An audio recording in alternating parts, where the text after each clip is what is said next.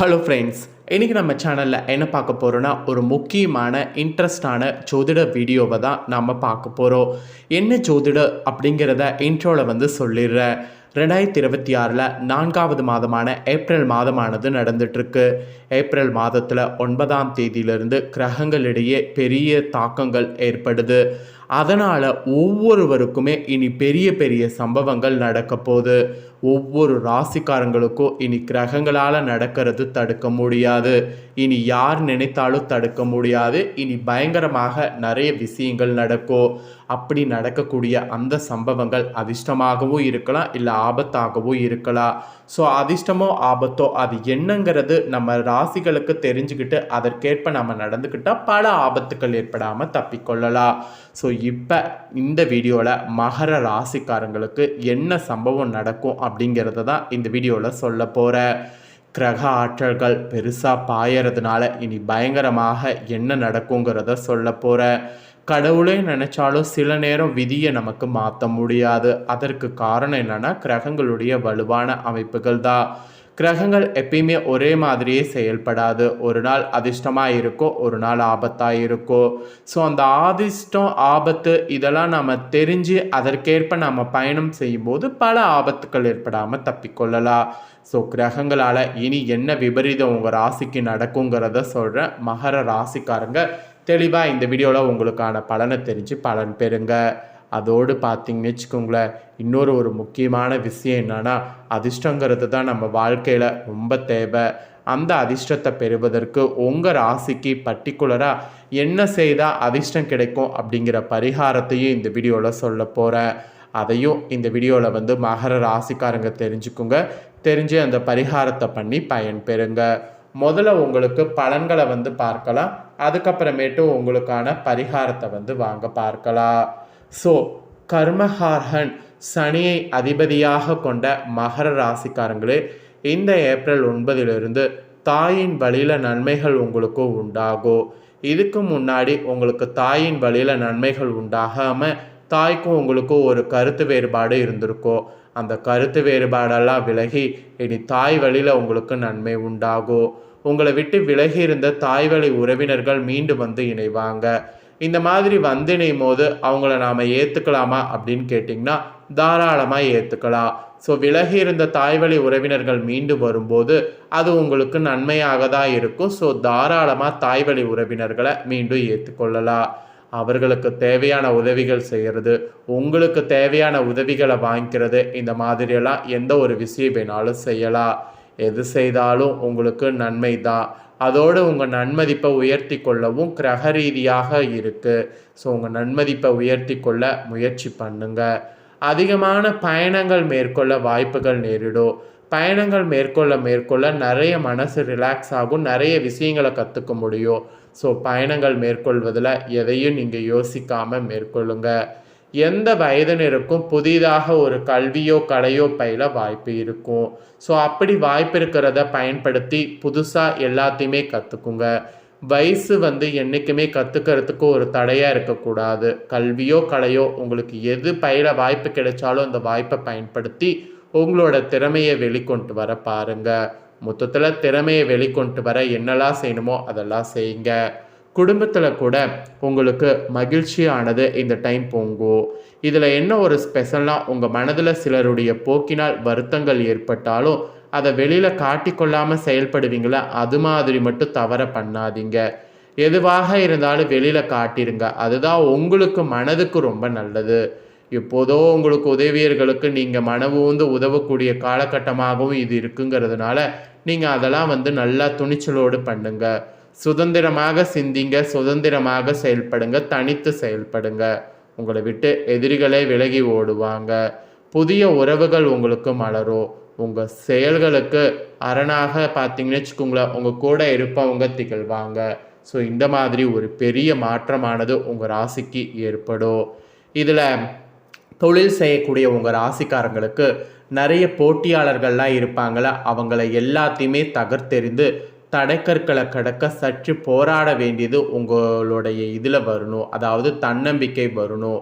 கூட்டாளிகளை நம்பாமல் நீங்களே முன்னின்று செயல்பட்டால் வியாபாரத்தில் ஏற்பட்ட குளறுபடிகளை தவிர்க்கலாம். ஸோ வியாபாரத்தில் ஏற்பட்ட குளறுபடிகளை தவிர்க்க கண்டிப்பாக பார்த்தீங்கன்னு வச்சுக்கோங்களேன், ரொம்ப ஒரு ஹார்ட் ஒர்க் வேண்டும். பண விஷயத்துலேயும் உஷாராக இருக்கணும். மற்றபடி சுகத்தை மறந்து கடினமாக உழைச்சாவே உங்கள் தொழிலில் உங்களுக்குன்னு ஒரு அங்கீகாரத்தை பெற முடியும்.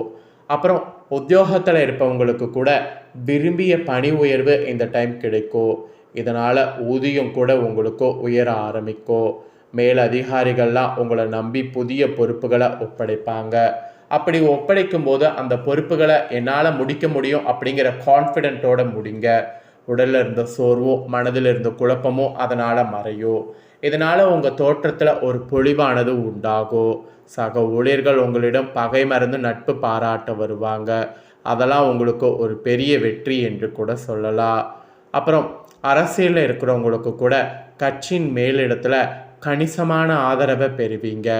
அதே சமயம் தொண்டர்கள் உங்களோட சற்று பரமுகமாகவே நடந்து கொள்வார்கள். அதனால் அதை கோபப்படாமல் விவேகத்தோடு விட்டு கொடுத்து நடந்து கொண்டு அவர்களுடைய தேவைகளை பூர்த்தி செய்து மனங்களை வெல்லுங்க. இப்போ மனங்களை வெல்றது தான் உங்களுக்கு டாஸ்க்கு. மனங்களை வெண்டிங்கன்னா தான் இப்போ எலெக்ஷன் டைமில் வெற்றி கிடைக்கிறது உங்களுக்கு ஈஸியாக இருக்கும். அப்புறம் கலைத்துறையை சேர்ந்தவர்களுக்கு அனைத்து வேலைகளும் சுமூகமாக முடியும். உங்களை தேடி தேடி புதிய வாய்ப்புகள் வரும். திறமைகளை வெளிப்படுத்துவதற்கான சந்தர்ப்பங்கள் தாமதமாகவே அமையும். அப்படி தாமதமாகவே அமைந்தாலும் கண்டிப்பாக பார்த்தீங்கன்னு வச்சுக்கோங்களேன், அந்த சந்தர்ப்பங்களை எப்படி ஹேண்டில் பண்ணுமோ அந்த மாதிரி ஹேண்டில் பண்ணிங்கன்னா கண்டிப்பாக அந்த தாமதமாக அமைகிறது சீக்கிரம் சரியாகும். பொருளாதார வசதிகளில் முன்னேற்றம் ஏற்படும். புதிய வாகனங்கள் வாங்கணும், புதுசாக ஏதாவது பண்ணணும் அப்படின்னா அதெல்லாம் எல்லாமே பண்ணலாம். ஆக்கப்பூர்வமான முயற்சிகளில் ஈடுபட்டிங்கன்னா வெற்றி காண்பது உங்களால் யாராலையும் தடுக்க முடியாது. அப்புறம் உங்கள் ராசிக்காரங்க பெண்மணிகளாக இருந்தீங்கன்னா குடும்பத்தினரிடம் நிறைய விட்டு கொடுத்து நடந்து கொள்ளும். மேக்சிமம் அனைவரையுமே அனுசரித்து செல்லணும். நன்கு யோசித்த பிறகே முக்கிய முடிவுகளை எடுக்கணும். குறிப்பாக ஆடம்பர செலவுகளை தவிர்க்கணும். சேமிப்புகளில் கவனம் செலுத்தணும். ஆடம்பர செலவுகள் தவிர்க்காமல் சேமிப்புகளில் கவனம் செலுத்தாமல் இருந்தீங்கன்னா பின்னாடி உங்களுக்கு தான் கஷ்டம். அதனால் ஆடம்பர செலவுகளை தவிர்த்துக்குங்க. அப்புறம் ஃபைனலாக மாணவ மாணவிகளுக்கு சொல்லப்பட்டிருக்கு. மாணவ மாணவிகள் பொறுத்த வரைக்கும் படிப்பில் ஏற்படக்கூடிய இடையூறுகளை சமாளிக்கக்கூடிய ஆற்றலை கண்டிப்பாக பெறுவீங்க. தெளிவான மனதோடு படித்தீங்கன்னா நல்ல மதிப்பெண்களை அள்ளுவீங்க. நண்பர்களும் உங்களுக்கு உதவிகரமாக இருப்பாங்க. அதே சமயம் விளையாட்டுகளில் எதிர்பார்த்த வெற்றிகளை பெற முடியாமல் போகும். அதனால் விளையாட்டுகளில் ஈடுபடுவதை கொஞ்சம் அவாய்ட் பண்ணிக்கோங்க. ஸோ விளையாட்டில் ஈடுபட்டு வெற்றி கிடைக்கும் அப்படின்னா ஓகே. ஸோ கிடைக்காது அப்படின்னு தெரியும் போது எதுக்கு விளையாட்டில் ஈடுபடணும்? ஸோ விளையாட்டில் ஈடுபடாமல் இருக்கிறது ரொம்ப நல்லது. ஸோ இதெல்லாம் தாங்க உங்களுக்கு பலன்களாக கிடைக்கும் என்பது குறிப்பிடப்பட்டிருக்கு. இதற்கேற்ப நடந்து பலன் பெறுங்க. இப்போ நன்மைகளை பெற நீங்கள் கடைபிடிக்க வேண்டிய பரிகாரங்கள் இருக்குது. அது என்ன பரிகாரம் அப்படிங்கிறத உங்களுக்கு சொல்கிறேன். அந்த பரிகாரத்தை தெரிஞ்சு அந்த பரிகாரத்தை பண்ணி பயன் பெறுங்க. நம்ம எல்லாருடைய வாழ்விலும் நன்மைகள் அதிகரித்து தீமைகள் முற்றிலும் நீங்கவே விரும்புவோம். இதுக்காக பண்டைய ஜோதிட சாஸ்திர அறிஞர்கள் மற்றும் ஞானிகள் நம்ம வாழ்வில் நற்பலன்கள் அதிகம் ஏற்பட நம்ம ஜாதகத்தில் இருக்கக்கூடிய கட்டத்தை வைத்து என்ன பரிகாரம் வழிபாட்டு முறைகளை செய்யணுங்கிறத கூறியிருக்கிறாங்க. அதை இப்போ நான் உங்களுக்கு சொல்ல போகிறேன். அதை இந்த வீடியோவில் தெரிஞ்சு பயன் பெறுங்க. செவ்வாய் பகவான் உச்சமடையக்கூடிய மகர ராசிக்காரங்க உங்கள் வாழ்நாளில் எப்போதும் அதிர்ஷ்டத்தை தொடர்ந்து பெறுவதற்கு நீங்கள் இனி செவ்வாய்க்கிழமையில் முருகப்பெருமானையும் சனிக்கிழமை ஆஞ்சநேயரையும் வழிபட்டு வந்தால் உங்கள் வாழ்வில் நற்பலன்கள் அதிகம் ஏற்படுவதை காணலாம். ஸோ அதனால் இந்த ஒரு விஷயத்தை செய்ய மறக்காதீங்க. அதாவது செவ்வாய்க்கிழமை முருக பகவானையும் சனிக்கிழமை ஆஞ்சநேயரையும் வழிபட்டு வரணும். அப்படி வழிபட்டு வந்தால் உங்களுடைய கஷ்டங்கள் தீரும் என்பது குறிப்பிடப்படுது. அதனால் நம்பிக்கையோட மகர ராசிக்காரங்க இந்த பரிகாரத்தை செய்திடுங்க. இந்த பரிகாரம் பலன்கள் நீங்கள் பார்த்து பயனடைகிறது போல் உங்கள் ஃப்ரெண்ட்ஸ் ஃபேமிலியில் இருக்கிறவங்களும் பார்த்து பயன் பெறணும் அப்படின்னு நினச்சிங்கன்னா வீடியோ லைக் பண்ணி உங்கள் ஃப்ரெண்ட்ஸ் ஃபேமிலிக்கு ஷேர் பண்ணுங்கள். உங்கள் ஃப்ரெண்ட்ஸ் ஃபேமிலியில் இருக்கிறவங்களும் உங்களை போல் மகர ராசிக்காரங்க இருப்பாங்க. அவங்களும் இந்த முக்கியமான தகவல்களை தெரிஞ்சு இதற்கேற்ப நடந்து பலன் பெறட்டும். இதே போல் புதிய அப்டேட்டான நிறைய வீடியோ நம்ம சேனலில் போடப்படும்.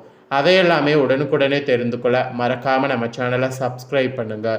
கூட பெல் பண்ண ப்ரெஸ் பண்ணுங்கள். ஃபஸ்ட் டைம் பார்க்குறவங்க சப்ஸ்கிரைப் பண்ணி பெல் பண்ண ப்ரெஸ் பண்ணிட்டீங்கன்னா இனி நான் போடுற மற்ற அப்டேட்டான எல்லா வீடியோஸும் உடனுக்குடனே தெரிந்து கொள்ளலாம். ஸோ மறக்காமல் பண்ணுங்கள். நெக்ஸ்ட்டு இதே போல் சுவாரஸ்யமாக வேறொரு வீடியோவில் வந்து உங்களை சந்திக்கிறேன். சப்போர்ட் பண்ணுங்கள். வேறொரு வீடியோவில் வந்து சந்திக்கிறேன்.